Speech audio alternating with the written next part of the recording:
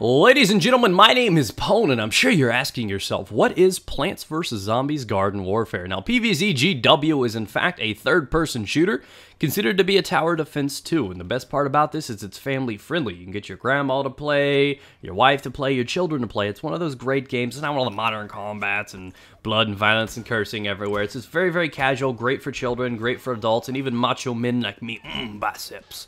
It's just a really, really fun game to play. I would rate this game an 8 out of 10. We're going to do it back-asswards today. This game is an 8 out of 10.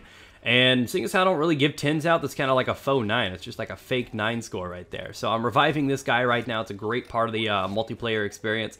But each one of these things, there are 4 classes for either the plants or the zombie side. As you can see, we just put down that cactus and that pea shooter.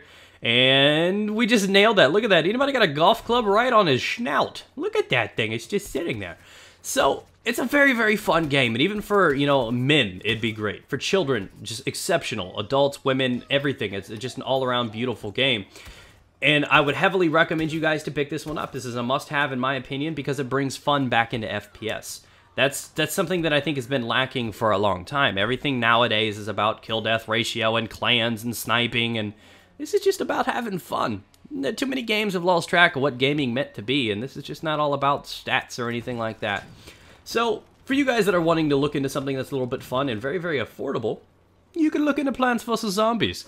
Now, it is exclusive to the Xbox console. You do have it on Xbox One, it's on Xbox 360, and it's supposed to come out for PC on, I believe, June 30th.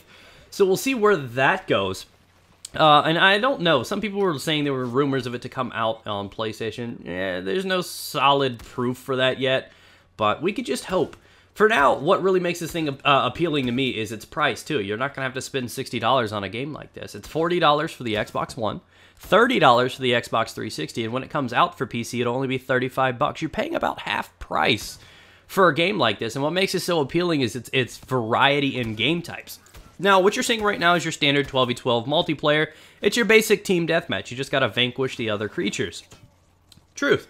There's another one called Gardens and Graveyards, which is kind of like a like an ongoing attack and defend thing where, you know, they have to defend one little garden and then we have to attack it. We take that, we move on to the next point, next objective, and you just push through like that. And the really, really fun one is there's actually a zombie game type, very similar to that you would expect out of a Call of Duty title and many other games out there. But you can queue up with your friends, split screen it if you want, or even go online and play 4-player co-op. And it's basically one of these game types that you build up and you defend against waves and waves of zombies. Every 5 levels there's a boss, and I think it only goes up to 10 levels total, but even at like 4 and 5 levels, it gets a little crazy and people start getting down and need revived. So just keep that under mind that there are just a nice variety of game types for all kinds of different moves. And the fact that for 30 or 40 bucks, you can get a game that has, you know, an appealing game type like waves of zombie survival. You can do that with friends, and then there's competition for multiplayer.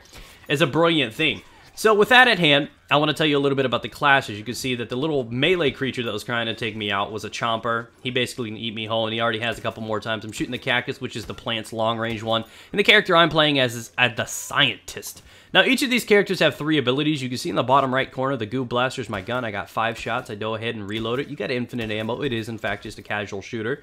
If I hit my left bumper, I can use my grenades. They're sticky grenades, sticky electric grenades, something along the lines of that. Now, my Y I can stack up to 2 times as well, and it allows me to teleport. You've seen me just kind of whoop around the map a little bit, and my right bumper drops that little fountain right there, which is, in fact, healing. So he's kind of got a really, really good support role. We can heal your teammates, and there's an equivalent of that on the other team. Now, what else you can see on my character right now is he's wearing a big purple mask. There is massive customization in this game. You can put funny hats, glasses, and there are even special characters you unlock. Now, just like many other EA titles out there, this has kind of like packs of cards you open, though it's not like the sports games where you have to pay for those or anything like that. These are just things that you build up through games, and you build up the in-game currency, and you use these to unpack cards. Anything from, you know, like low thousands up to 40,000 for the big card that unlocks an entirely special character.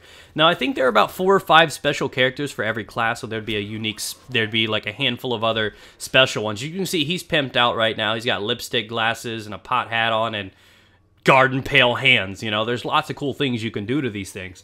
And for example, I unlocked one of the 40,000 packs and I got me a special edition super rare fire chomper. So he runs around with a big flame head and he looks really, really cool. And you can unlock these things. There's like a there's a scientist that has a dolphin gun that runs around and shoots fish.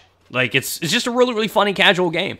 So, with that at hand, you can unlock that. That adds a long-term playability to the game when you have to grind to unlock special attachments and hats and super rare items and special character skins and abilities and everything like that. There's even weapon upgrades. So it's a very, very cool casual game for any age, and I definitely recommend you guys to pick this up.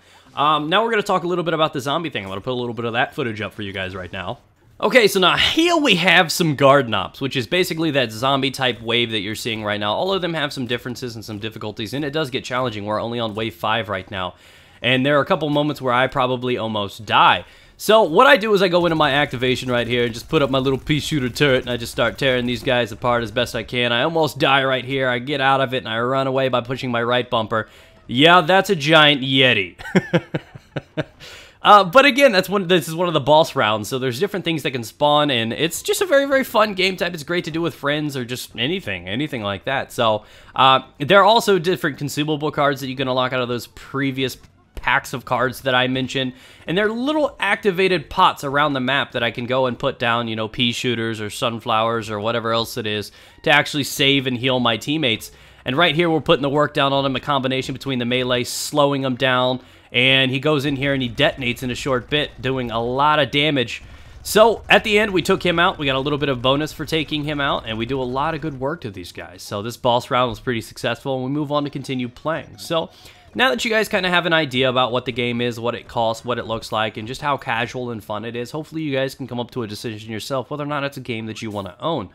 But again, like I said, one of the hidden values between this is not only the combination between the fun game types and the nice low price, but above that is it's great to play with friends, family, wives, and children. So just throwing that in there, guys. Have a great day. Hopefully you enjoyed this episode. Really mean a lot to me if you'd hit that like button. We got more videos of this coming up in the next few days. So remember to subscribe if this is your kind of thing.